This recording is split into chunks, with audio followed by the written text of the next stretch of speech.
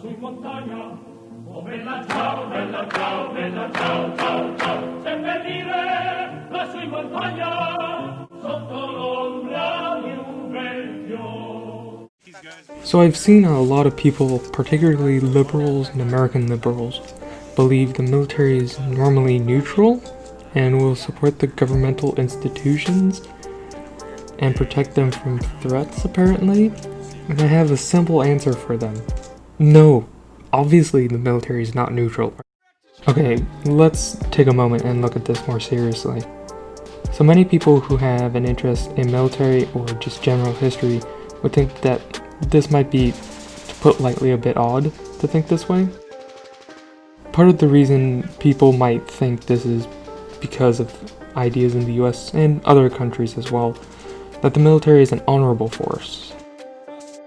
Now, to question this is often reacted with shock and anger, and thereby suggesting that they aren't loyal to the current establishment or status quo might result in similar reaction.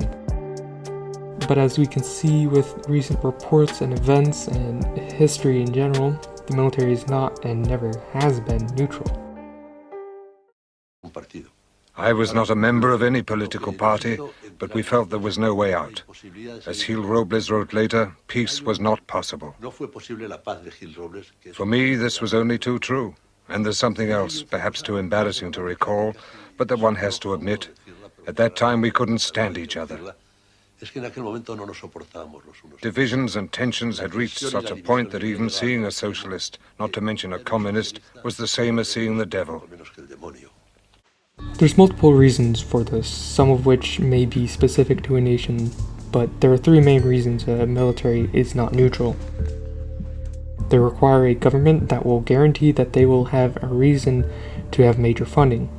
This is done by a government per se continuing or starting or even expanding wars, creating enough fear of invasion or some form of attack on a nation and or its people to warrant funding of the military to either defend or preemptively strike.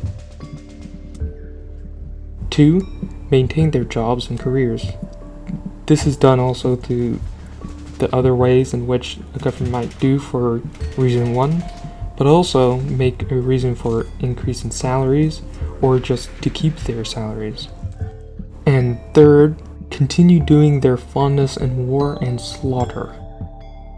This idea may also come from another place. There have been a lot of records and accounts, note these are in heavy air quotes, that the Wehrmacht officers and generals were just quote-unquote following orders and obeying the government like they would under any other. However, we can see many of these are just straight out lies, as they were attempting to avoid trial or the consequences for their actions in the war, and likewise be accepted by new governments such as the Federal Republic of Germany and also later NATO command. There's also the fact that clearly they had not been neutral during the Weimar Republic's years, with not putting down that Kapp putsch but joining in putting down leftist uprisings very quickly. There are also so many examples it would take me a lot longer than I really have the time to go over right now, but I'm sure you can look into many of them. Another question often posed then is, should politics interfere with the military? Let me pose this question. What else is there to do? If the government and political forces don't involve themselves in military matters, then they must be prepared themselves to stand against it with their own force. This is why when new governments that the military might oppose, due to the government threatening the three reasons I said earlier, the government would become involved in the military particularly. Hence why I find it somewhat, at least lacking in understanding when someone says, X government shouldn't have gotten involved in the military matters, such as the Soviet Union or the First French Republic. I'll do a future video on these issues that they had, but to say it was unreasonable for them to intertwine politics and military is just foolhardy.